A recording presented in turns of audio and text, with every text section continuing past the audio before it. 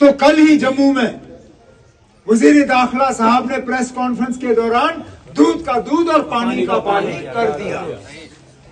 वो वहां पे गिन रहे थे कि किन लोगों के साथ वो कल हुकूमत बनाने के लिए तैयार नहीं है।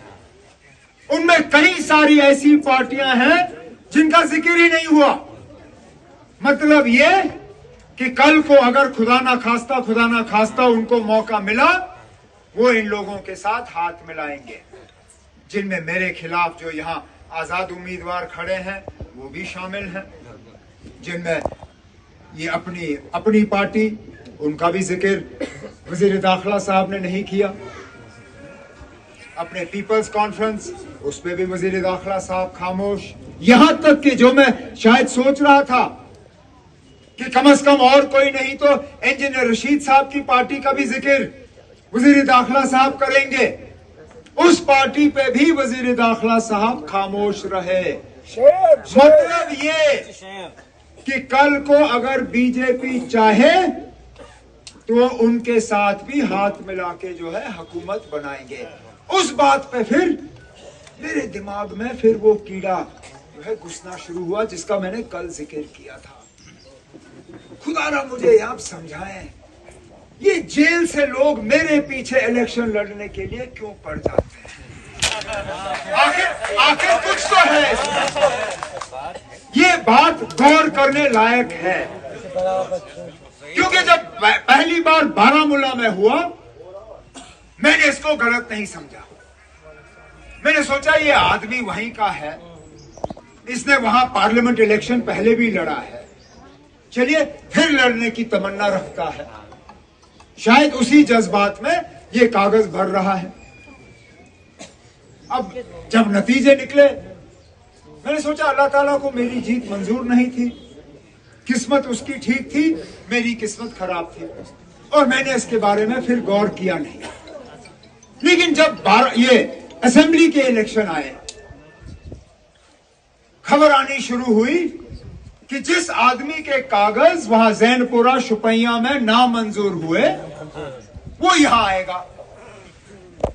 फिर पता चला कि उसके कागज वहां नामंजूर क्यों हुए, कि उसको कहा गया ना आपको हमने यहां से इलेक्शन नहीं लड़वाना है, आपको हमने उमर अब्दुल्ला के खिलाफ मैदान में उतारना है। और फिर मैंने अपने साथियों से मशवरा किया। मैंने कहा ना मैं खुद इस चीज को अब साबित करना चाहता हूं कि ये जो जेल से लोग मेरे खिलाफ इलेक्शन लड़ने के लिए आते हैं ये एक सोची समझी साजिश है। और मैंने उस दिन तय किया कि मैं दूसरी सीट पे कागज भरूंगा, लेकिन किसी को नहीं बताऊंगा कि मैंने भरने कहां से। हमने ना बीरवा का नाम लिया ना बड़गाम का नाम लिया, बल्कि चुपचाप तरीके से हमने कुछ जगहों पे आना शुरू किया कि शायद मैं अब बीरवा से कागज भरूंगा। अब मैं हैरान होता हूं, वो शख्स जिसका ना गांदरबल से कुछ लेना देना, जिसने शायद जिंदगी में शेर पथरी देखा भी नहीं, वो पहले तो आके गांदरबल में कागज भरता है। अब क्योंकि उनको लगता था कि मैं दूसरा सीट जो है बीरवा से लड़ूंगा, वो गया वहां बीरवा कागज भरने। उसको क्या पता था कि मैंने फौरन बड़गाम करना है।